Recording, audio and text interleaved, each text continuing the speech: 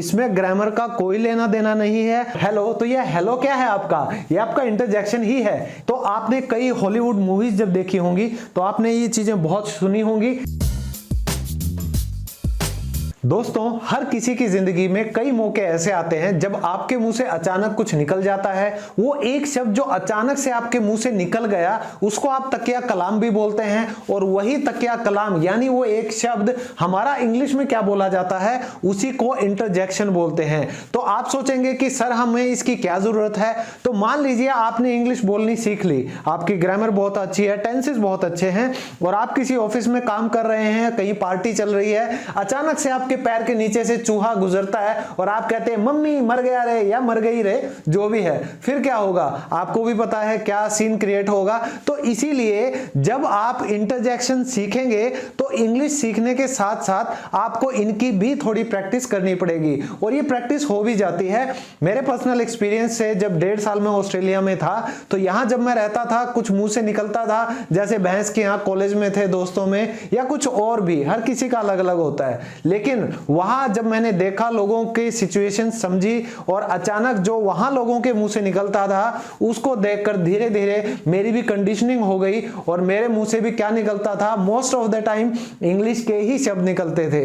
तो दोस्तों, आज मैं आप लोगों को यही एक शब्द करवाने वाला हूं, इनकी आप अच्छे से प्रैक्टिस कर लीजिएगा। ये कुछ ही 6 या 7 सिचुएशन होती हैं जब हम ये एक शब्द बोलते हैं। तो स्टार्ट करते हैं इंटरजेक्शन। पहले आप देखेंगे 1 बाय 1 ये कौन कौन से होते हैं, और उसके बाद मैं आपको इन सभी के एग्जाम्पल भी करवाऊंगा, तो बने रहिए मेरे साथ। सबसे पहले इंटरजेक्शन यानी एक तरह का अंतराल मान लो, तो अचानक से आपकी जिंदगी में कुछ होता है, वो आपका इंटरजेक्शन ही होगा। तो ये क्या करता है, ये एक्सप्रेस करेगा, ये बयां करेगा क्या, आपका तकिया कलाम, सडन फीलिंग, अचानक से कुछ होना, वो आपका एहसास और इमोशन ऑफ द माइंड। तो दिमाग में आपके उस समय जो भी आता है वही आपके मुंह से निकलता है। ओके, देखिए, नो ग्रामर रूल यानी इसमें ग्रामर का कोई लेना देना नहीं है। आपको कुछ नहीं सोचना कि इसके आगे क्या लगेगा, पीछे क्या लगेगा, लेकिन ये एक शब्द जो आपके मुंह से निकलेगा ये बहुत कुछ आपके बारे में लोगों को बता जरूर देगा। तो ये बहुत जरूरी हुआ कि नहीं। फर्स्ट है हमारा जॉय यानी खुशी। तो अचानक से आपको कुछ खबर सुनने को मिलती है बहुत अच्छे वाली, तो आप कैसे रिएक्ट करेंगे अचानक से, वो जो शब्द पहला आपके मुंह से निकलेगा वो होगा आपका इंटरजेक्शन। कई बार आप सिंपली कह देते हैं यस, ओके, या आप कह देते हैं ये, या आप कहेंगे हुर्रा या हा हा, फिर आप कह सकते हैं यूरिका। हालांकि ये जो शब्द हैं ये बहुत ज्यादा नेटिव स्पीकर्स ही यूज करते हैं, तो मैं आप लोगों को ये नहीं कहूंगा कि इनके रट्टे मार लो, लेकिन फिर भी हर एक सिचुएशन के हिसाब से कम 1 या 2 इंटरजेक्शंस तो आपको पता होने चाहिए। इनकी 1-2 बार प्रैक्टिस करोगे तो धीरे धीरे अपने आप ये चीजें निकलने लग जाएंगी।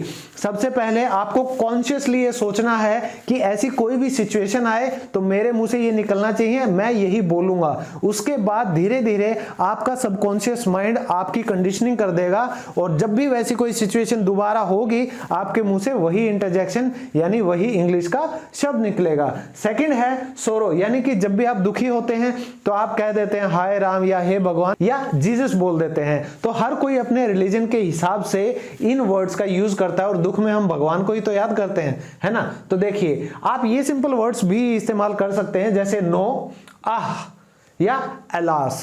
तो जो लिखा जाता है उसमें ये एलास बहुत ज्यादा चलता है, लेकिन जब बोला जाएगा उसमें आपका कोई भी एक वर्ड वो हो सकता है। नेक्स्ट है सरप्राइज, अचानक से कुछ आपको आश्चर्यचकित हो जाते हो, कुछ पता चलता है, आप कह सकते हो व्हाट, क्या। तो ये बहुत कॉमन है और आसान भी। नेक्स्ट ओह, फिर है गुड गॉड, गुड लॉर्ड, तो आप कुछ भी ऐसा याद कर सकते हैं। फिर है अप्रूवल, यानी कि कुछ हो जाना आपकी इच्छा के अकॉर्डिंग, ओके। सहमति मतलब उसी के अकॉर्डिंग, आप जैसा चाहते थे वैसा हो गया, तो आप कहते हो ओके, या आप कहते हो ब्रावो, या आप कह सकते हो वेल डन, क्योंकि आप लोगों को पता है कि ये जो हुआ वो आपकी इच्छा के अकॉर्डिंग हुआ। फिर है कॉलिंग। तो कॉलिंग से मुझे याद आया, जब भी आप किसी को कॉल करते हो तो आप क्या बोलते हो? हेलो। तो ये हेलो क्या है आपका? ये आपका इंटरजेक्शन ही है। या आप किसी दोस्त से मिलते हो तो क्या कहते हो? हे। या आप कहते हो हाय, हाउ आर यू, वो भी क्या होता है? हमारा इंटरजेक्शन। हालांकि ये चीजें हमें लगती बहुत छोटी हैं, लेकिन इनके बिना क्या आपको लगता है कि कोई आपसे मिले और आप बिना हाय हेलो के उससे बात करो, कितना अजीब लगेगा ना।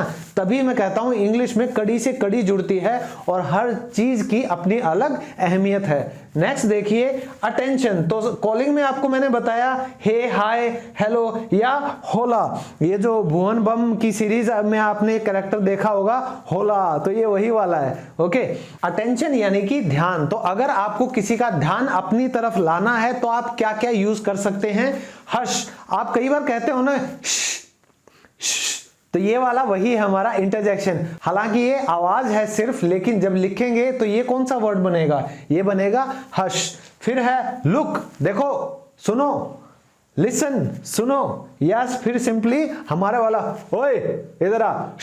तो इन सभी आवाजों को जब हम लिखते हैं तो ये हमारे कौन से वर्ड होते हैं? ये हमारे इंटरजेक्शन ही होते हैं। तो अब हम कुछ एग्जांपल करते हैं जिससे आपको और क्लैरिटी आएगी कि ये इंटरजेक्शंस हम किन किन सिचुएशंस में यूज कर सकते हैं। लेकिन उससे पहले मैं आपको एक छोटी सी बात बताना चाहूंगा कि जैसे मैंने ये 2 या 3 वर्ड यहां पर लिखे हैं, ये मैंने स्टार इसीलिए लगाया क्योंकि आपको इनको सीखना नहीं है।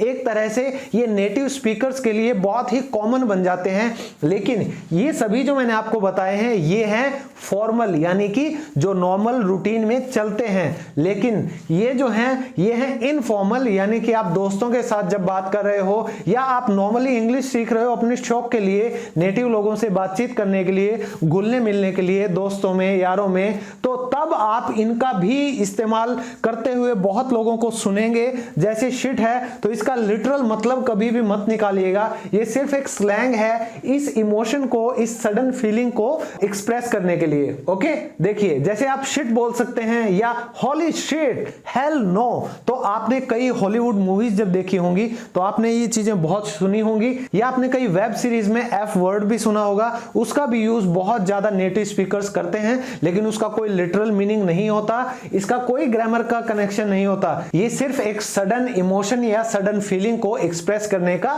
जरिया मात्र है, ये कोई लिटरल ग्रामर मीनिंग या शब्दों का मतलब नहीं होता। तो दोस्तों अब हम कुछ एग्जांपल करेंगे जिनसे आपको अच्छे से क्लैरिटी आएगी कि इन इंटरजेक्शंस को सिचुएशंस के साथ कैसे जोड़ा जा सकता है। तो दोस्तों आप करते हैं कुछ एग्जांपल जिनसे हमें पता चल जाएगा कि इंटरजेक्शंस का इस्तेमाल हम कैसे कर सकते हैं। सबसे पहले जो भी आप ये ब्लू कलर में देख रहे हैं वर्ड्स, ये सभी हमारे क्या हैं? इंटरजेक्शंस हैं।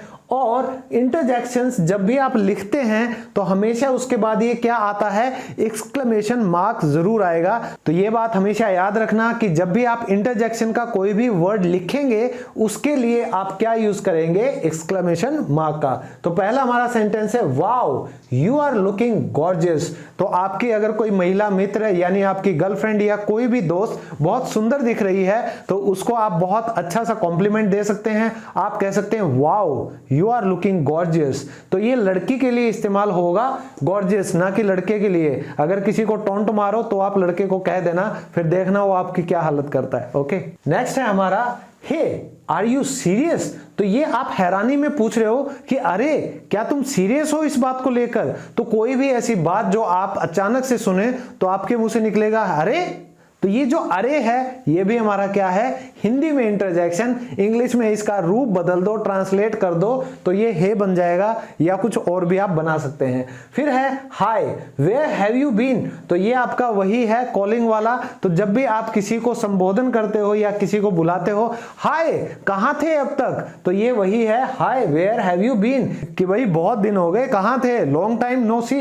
नेक्स्ट है ओह I can't breathe here। तो आप किसी ऐसे स्टिंगी जगह पर चले गए जहां पे बहुत स्मेल आ रही है, तो अचानक से आपके मन से निकलता है अरे कितनी गंदगी है यहां। तो ये वही शब्द है ओह I can't breathe here। Next है what you failed the exam। क्या तुम एग्जाम में फेल हो गए। तो ये अचानक से रिएक्शन किसका निकलेगा? आपके पेरेंट्स का निकलेगा। और उसके बाद क्या निकलेगा? डंडा निकलेगा और फिर पिटाई होगी।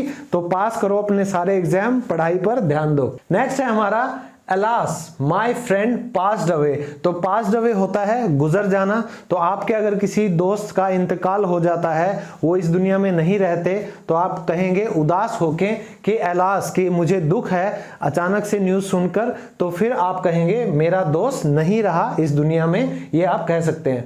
फिर है yippee, ये खुशी का पल है। Tomorrow is the holiday.